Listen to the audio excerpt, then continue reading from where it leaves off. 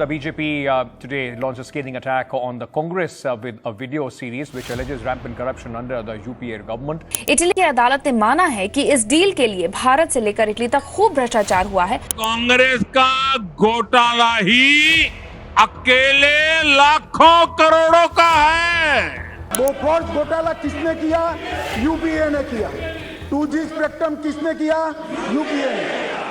कांग्रेस के स्कैम की लिस्ट, जी हाँ, 2004 से 2014 कांग्रेस की सरकार में बहुत सारे स्कैम हुए। मनरेगा के नाम पर स्कैम, स्पोर्ट के नाम पर स्कैम, हाउसिंग स्कीम के नाम पर भी स्कैम, ऐसे बहुत से स्कैम। जी हाँ, इस वीडियो में हम बात करेंगे कि कांग्रेस ने आज तक कितने स्कैम किए हैं।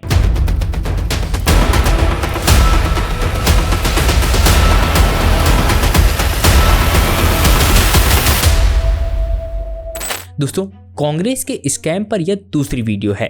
इस टॉपिक पर हमने एक वीडियो और बनाई है। ये वीडियो उसका सेकंड पार्ट है, तो अगर आपने पार्ट 1 नहीं देखा है तो पहले वो वीडियो देख लीजिए। पार्ट 1 की लिंक आपको डिस्क्रिप्शन और आई बटन पर मिल जाएगी। तो आइए आज इस वीडियो में जानते हैं कांग्रेस पार्टी ने आज तक कितने स्कैम करके आपकी जेब से कितने पैसे निकालकर बर्बाद किए हैं। नमस्कार दोस्तों, मैं रतन सिंह, आप सभी का स्वागत है हमारे चैनल में। सबसे पहले बात करते हैं मनरेगा स्कैम के बारे में। दोस्तों, पहले हम समझ लेते हैं कि आखिर मनरेगा है क्या। MNREGA Mahatma Gandhi national rural employment guarantee act वो योजना है जिसमें गांव वालों को 100 दिन का पेड काम दिया जाता है। इसमें रास्ते बनाने, तालाब खोदने, पेड़ लगाने जैसे काम करके लोगों को रोजी रोटी कमाने का मौका मिलता है। भारत में ये एक बहुत ही इम्पोर्टेंट योजना है क्योंकि इससे गांव की इकोनॉमी बढ़ती है, लोगों को काम मिलता है और उनकी जिंदगी में सुकून आता है। लेकिन दोस्तों, हर कहानी का दूसरा पहलू होता है। मनरेगा की सक्सेस के साथ कुछ स्कैम भी हैं। देखिए, सबसे आम स्कैम है घोस्ट वर्कर्स का। ये वो लोग हैं जो पेपर पर काम करते हैं लेकिन हकीकत में काम नहीं करते। इस स्कैम में फर्जी मजदूर के नाम पर रजिस्ट्रेशन करके पैसे किसी और की जेब में ही जाते हैं। इस तरह पैसे तो निकाले जाते हैं लेकिन काम नहीं होता। दूसरा स्कैम है जॉब कार्ड का। कुछ लोग जॉब कार्ड बनवा लेते हैं लेकिन काम नहीं करते। इसी तरह कुछ ऑफिसर्स भी करप्शन करते हैं और मनरेगा के पैसे अपनी जेब में भर लेते हैं। दोस्तों, अब हम बात करने जा रहे हैं एक ऐसे स्कैम की जिसने 2010 में सारे देश को हिलाकर रख दिया था। मैं बात कर रहा हूं कॉमनवेल्थ गेम्स घोटाले की। 2010 में दिल्ली को ये अपॉर्चुनिटी मिली कि वो कॉमनवेल्थ गेम्स को होस्ट करेगा। ये स्पोर्ट्स खेल से ज़्यादा देश का सम्मान बढ़ाने का मौका था, लेकिन ये मौका गलत हाथों में पड़ जाता है और तब होता है स्कैम का जन्म। कॉमनवेल्थ गेम्स के लिए भले ही हमने सपने देखे थे, लेकिन उन सपनों को टूटने में ज़्यादा देर नहीं लगी। घोटाले की शुरुआत हुई कॉन्ट्रैक्ट देने से। स्पोर्ट में यूज होने वाले टाइमिंग इक्विपमेंट के लिए स्विस टाइमिंग कंपनी को 141 करोड़ का कॉन्ट्रैक्ट दिया गया, जबकि उसकी असली कीमत होती है सिर्फ 46 करोड़। इसका मतलब 95 करोड़ का स्कैम बस एक छोटे से कॉन्ट्रैक्ट में। और ऐसे ही छोटे छोटे घोटाले मिलाकर बना एक बड़ा घोटाला। स्कैम के मेन कैरेक्टर थे सुरेश कलमादी, जो उस वक्त कॉमनवेल्थ गेम्स ऑर्गेनाइजेशन कमेटी के चेयरमैन थे। फिर आए ओलंपिक जैसे खेलों के इंफ्रास्ट्रक्चर में घोटाले, एकोमोडेशन में घोटाले और यहाँ तक कि सफाई करने के लिए भी पैसे का गैर कानूनी इस्तेमाल। हर तरफ सिर्फ करप्शन ही करप्शन। इस घोटाले का असर सिर्फ पैसे तक ही नहीं था, इसने देश के सम्मान पर भी दाग लगाया। दुनिया में हमारी आंखें नीची हो गई। खेलों में दिया गया वादा कि हम अपने एथलीट्स को अच्छी फैसिलिटी देंगे, वो भी ख्वाब बनकर रह गया। एथलीट्स को रहने के लिए दिए गए कंधे और अधूरे अपार्टमेंट ने उनकी ट्रेनिंग और परफॉर्मेंस दोनों को ही खराब किया। लेकिन जब अंधेरा होता है तो कुछ रोशनी की किरणें जरूर दिखती हैं। इस घोटाले के खिलाफ आवाज उठाने वाले भी थे। मीडिया, एक्टिविस्ट और लोकतांत्रिक संस्थाएं सभी ने मिलकर इस स्कैम का पर्दाफाश किया। सीबीआई जांच और कोर्ट हियरिंग के बाद साल 2013 में सुरेश कलमादी को गिरफ्तार किया गया और 2022 में उन्हें दोषी ठहराया गया और सजा भी दी गई। तो दोस्तों, अब बात करते हैं यस बैंक स्कैम की। साल 2019 में यस बैंक की गड़बड़ी सामने आई। बैंक ने बड़े बड़े लोन दिए जिनका वापस आना मुश्किल था। बैंक के मालिकों पर पैसे की हेरफेर के आरोप लगे। इस घोटाले से न केवल बैंक बल्कि हजारों लोगों का भी नुकसान हुआ। इन्वेस्टर का पैसा डूबा, कई लोगों की जमा पूंजी पर संकट आया। इस मामले की जांच के लिए सीबीआई और ईडी को लगाया गया और अब भी जांच चल रही है। यह तो हो गई यस बैंक की बात, लेकिन अब बात करते हैं एक और पहलू की जो इस मामले को और पेचीदा बनाता है। साल 2020 में प्रियंका गांधी ने एक पेंटिंग खरीदी जिसकी कीमत करीब 2 करोड़ रुपए बताई गई। लेकिन सवाल उठने लगा कि आखिर ये पेंटिंग किसकी थी और क्या इसकी इतनी ऊंची कीमत जायज थी। कुछ लोगों का कहना है कि ये पेंटिंग उसी राणा कपूर की है जो यस बैंक घोटाले में फंसा है। अगर ये सच है तो क्या यह पैसा उसी घोटाले का हिस्सा है? क्या प्रियंका गांधी को इस बारे में पता था? इस पेंटिंग की खरीद को लेकर कई सवाल उठ रहे हैं। ओपोजिशन पार्टीज सरकार पर भ्रष्टाचार का आरोप लगा रही हैं और ये सवाल कर रही हैं कि क्या यह यस बैंक के घोटाले के पैसे का इस्तेमाल इस पेंटिंग की खरीद में किया गया है। लेकिन दूसरी ओर यस बैंक के को फाउंडर राणा कपूर जो पिछले कई सालों से मनी लॉन्ड्रिंग के केस में जेल की हवा खा रहे हैं, उन्होंने ईडी को दिए अपने बयान में प्रियंका गांधी से खरीदी गई एमएफ हुसैन की एक पेंटिंग का जिक्र किया है, जिसमें उन्होंने ये एलिगेशन लगाए हैं मुरली देवरा, उनके बेटे मिलांड देवरा ने उन्हें प्रियंका गांधी से पेंटिंग खरीदने को मजबूर किया और अहमद पटेल का नाम भी उनके बयान में शामिल है। राणा कपूर का कहना है कि उन्हें बाद में बताया गया कि 2 करोड़ रुपए जो उन्होंने पेंटिंग के लिए दिए उसमें सोनिया गांधी का इलाज करवाया गया। दोस्तों, अभी तक हमने बहुत से स्कैम के बारे में जाना, अब हम जानेंगे स्पेस के स्कैम के बारे में। जी हाँ, कांग्रेस के समय में स्पेस तक स्कैम पहुंच गया था जिसने देश के स्पेस प्रोग्राम को हिलाकर रख दिया। यह है देवास घोटाला, जिसने करोड़ों रुपए के नुकसान के साथ साथ भारत की सुरक्षा को भी खतरे में डाल दिया। 2005 में इसरो के कॉमर्शियल डिपार्टमेंट एंट्रिक्स ने देवास मल्टीमीडिया नामक एक कंपनी के साथ एक एग्रीमेंट किया।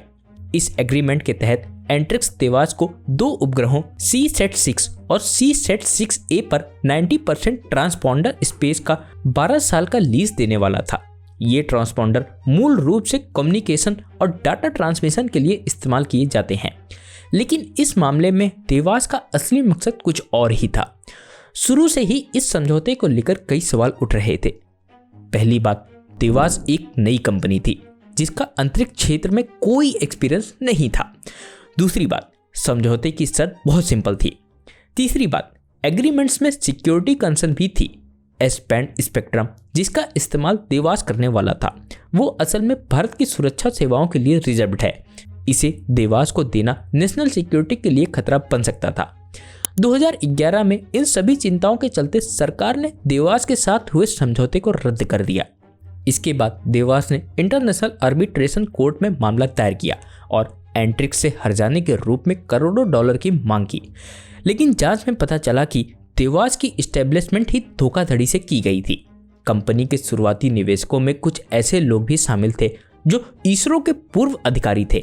इसके अलावा समझौते के दौरान भी कई खामियां सामने आई। 2023 में सुप्रीम कोर्ट ने देवास के पक्ष में आए इंटरनेशनल आर्बिट्रेशन के फैसले को रद्द कर दिया। कोर्ट ने कहा कि देवास की स्थापना ही धोखाधड़ी से हुई थी और समझौता राष्ट्रीय सुरक्षा के लिए खतरा था। दोस्तों, अब जिस स्कैम के बारे में बात करने जा रहे हैं उसके बारे में तो आपने जरूर सुना ही होगा, जो कि है रॉबर्ट वाड्रा जमीन विवाद। ये मामला इतना पेचीदा है कि सफेद और काले जैसे साफ जवाब दे पाना मुश्किल है। सबसे पहले आपको बता दें कि रॉबर्ट वाड्रा एक बिजनेसमैन हैं जिन्हें सबसे ज़्यादा पहचाना जाता है प्रियंका गांधी के पति होने के नाते। लेकिन उनकी अपनी एक अलग पहचान भी है, वो रियल एस्टेट का बिजनेस करते हैं और यहीं से उनके विवाद की शुरुआत होती है। रॉबर्ट वाड्रा पर आरोप है कि उन्होंने सरकारी नियमों को तोड़कर गलत तरीके से जमीन हथिया ली। ये जमीनें कथित तौर पर राजस्थान, हरियाणा और उत्तर प्रदेश में हैं। भारतीय जनता पार्टी ने इस मामले को बड़ा मुद्दा बनाया और कांग्रेस पर भ्रष्टाचार का आरोप लगाया। मामले की जांच कई एजेंसियां कर रही हैं, जिनमें प्रवर्तन निदेशालय ईडी और सीबीआई भी शामिल है। अभी तक किसी भी एजेंसी ने वाड्रा के खिलाफ कोई ठोस सबूत नहीं पेश किया है, हालांकि जांच अभी भी जारी है। वीडियो में आगे बढ़ते हैं और अब जानते हैं आप सबके फेवरेट आईपीएल से जुड़े स्कैम के बारे में। 2013 आईपीएल स्कैम, जहां करोड़ों का सट्टा लगा, फिक्सिंग हुई और खेल की प्योरिटी को दाग लगा। ये कहानी सिर्फ कुछ क्रिकेटरों की गलती की नहीं है, ये एक पूरे सिस्टम की लापरवाही की कहानी है। 2008 में आईपीएल की धमाकेदार एंट्री हुई। चकाचौंध, पैसा और क्रिकेट का तड़का, फैंस का जुनून चरम पर पहुंचा। लेकिन इस चकाचौंध के पीछे एक काला सच छिपा हुआ था, स्पॉट फिक्सिंग। ये खेल को अंदर ही अंदर खोखला कर रहा था। 2013 में एक टेलीविजन चैनल ने स्लेजिंग की बातचीत रिकॉर्ड कर ली। उसमें कुछ खिलाड़ियों पर स्पॉट फिक्सिंग में शामिल होने के आरोप लगे। दिल्ली पुलिस ने जांच शुरू की और धीरे धीरे एक बड़ा घोटाला सामने आया। एस सुनील नारायण, श्रीसंत और अजीत चंदीला जैसे नाम सामने आए। खिलाड़ी ओवरों में रन बनाने या न बनाने के लिए बड़ी रकम लेते थे। ये सिंडिकेट्स लाखों करोड़ों रुपए लगाकर मैचों का रिजल्ट तय करते थे। फैंस का विश्वास टूट गया, क्रिकेट की प्योरिटी पर सवाल उठे। इस घोटाले में सिर्फ खिलाड़ी ही नहीं बल्कि फ्रेंचाइजीज मालिकों और आईपीएल अधिकारियों की भी लापरवाही सामने आई। सिक्योरिटी में कमियां, खिलाड़ियों की एथिक्स और लालच को एक्सपोज किया।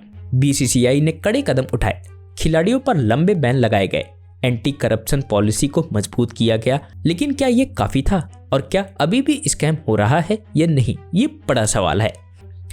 आइए अब लास्ट में जानते हैं आईएनएक्स मीडिया केस क्या है।